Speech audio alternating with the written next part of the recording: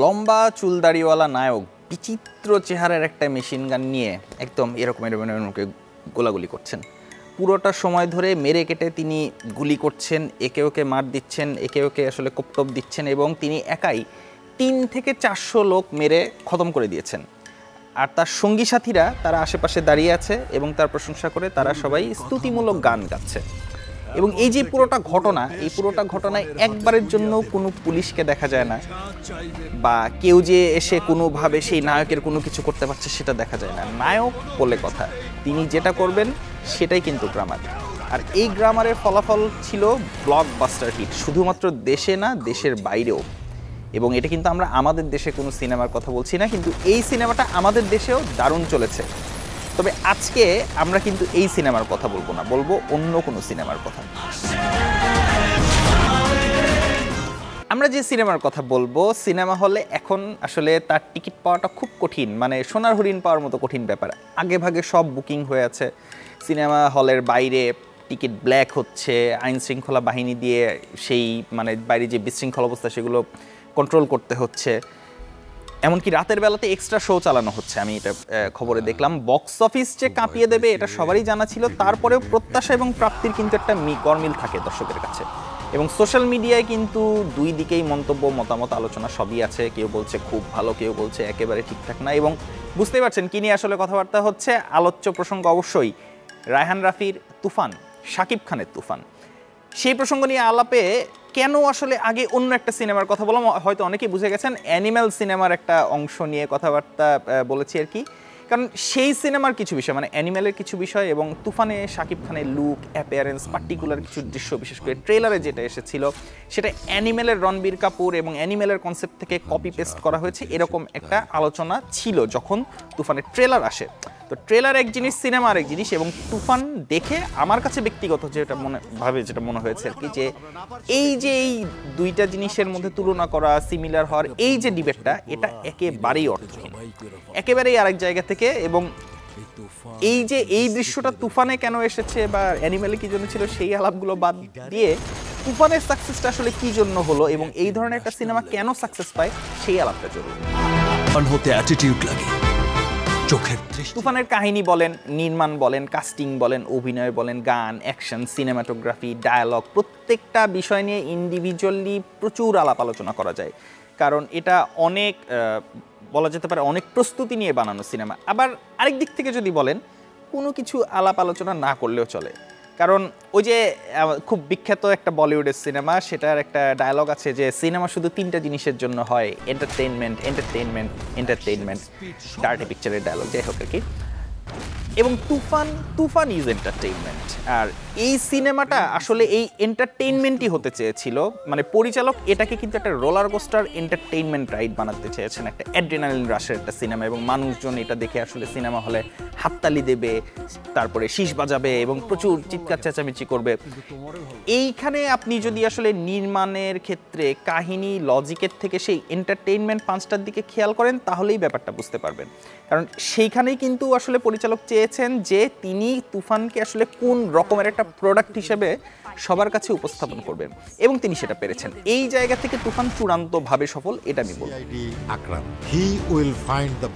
তুফানের কাহিনী নিয়ে একেবারেই কিছু বলতে চাই না, কারণ এটা সত্যিকারের কথা বলতে গেলে যে আপনারা ট্রেলার যেটা দেখেছেন, ট্রেলার দেখে আমার যেমন মনে হয়েছিল যে এটা আসলে একটা ব্লাড বাথ টাইপের একটা ব্যাপার হয়েছে, প্রচুর পরিমাণে রক্তারক্তি, ভায়োলেন্স, এই সেই হাবিজাবি।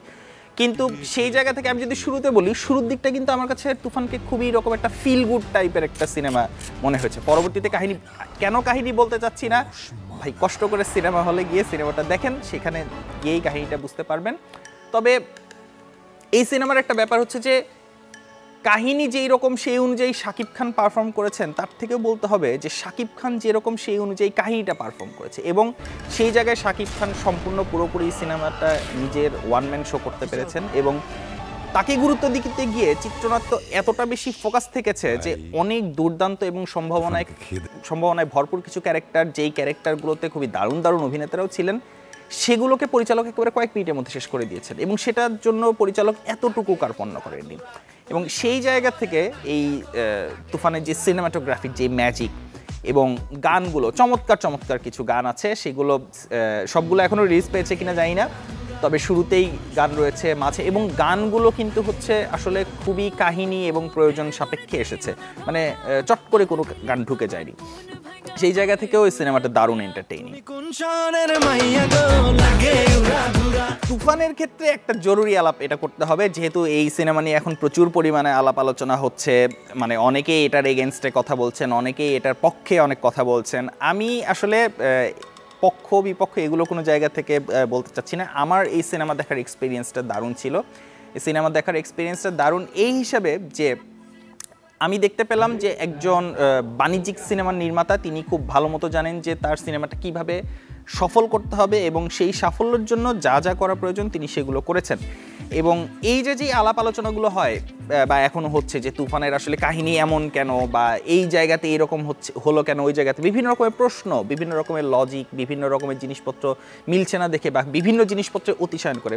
দেখেন, তুফান সিনেমার মধ্যে একটা চমৎকার একটা ডায়ালগ আছে, সেটা বললে আসলে কোনো স্পয়লার দেওয়া হবে না। সেটা হচ্ছে যে একজন চরিত্র তিনি বলেন যে নায়ক যেটা বলবে সেটাই হবে, নায়ক যদি বলে রক্তের রং সবুজ তাহলে রক্তের রং সবুজ। তো ওই জায়গা থেকে বলতে হবে যে তুফান আসলে কোনো কাহিনী অনুযায়ী শ্যুট করা কোনো সিনেমা না।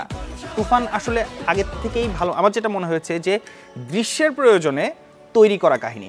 কারণ অনেক জায়গাতেই আপনার মনে করেন যে কাহিনী দেখে এরকম মনে হবে, এরকম হচ্ছে কেন, এরকম তো হওয়ার কথা না, কিন্তু মূলত এই দৃশ্যগুলোই কিন্তু ব্যাপার। কারণ দর্শক আসলে সিনেমা হলে এই ধরনের একটা সিনেমা দেখতে গেলে দর্শক কি চান, পার্টিকুলার কিছু দৃশ্য, যেমন ধরেন জওয়ান বা এরকম অনেক সিনেমায় যে আরে নায়ক এসে যা যা করছেন এই দৃশ্যটা দেখার জন্য মানুষজন 3-4 বার সিনেমা হলে যে দেখছে।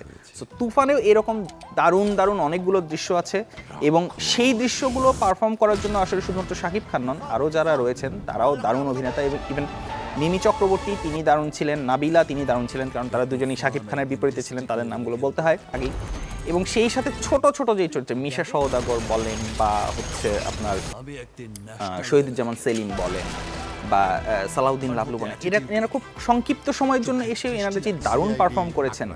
আর সেই সাথে বলতেই হবে যে চঞ্চল চৌধুরী যখন এই সিনেমাতে এন্ট্রি করেছেন, অনেক দেরিতে তার আসলে কাহিনীর মধ্যে এন্ট্রি, এবং তখন কিন্তু সিনেমাটার গিয়ার অন্য লেভেলে চলে গেছে। যাই হোক, পক্ষ বিপক্ষ, সাফল্য এবং বিভিন্ন রকমের আলোচনা সমালোচনা সেগুলো উঠতে গিয়ে তুফান অবশ্যই আমাদের বক্স অফিসে উল্লেখ করার মতো একটি সিনেমা, এবং আমাদের বর্তমানে যেই মানুষজনকে আবারও সিনেমা হলমুখী করার যে ব্যাপারটা, সেইখানে আসলে তুফান খুবই গুরুত্বপূর্ণ একটা ভূমিকা রেখেছে বলে আমার মনে হয়েছে। আপনারা সুযোগ পেলে তুফান দেখে ফেলুন, না হলে কিন্তু মিস করবেন।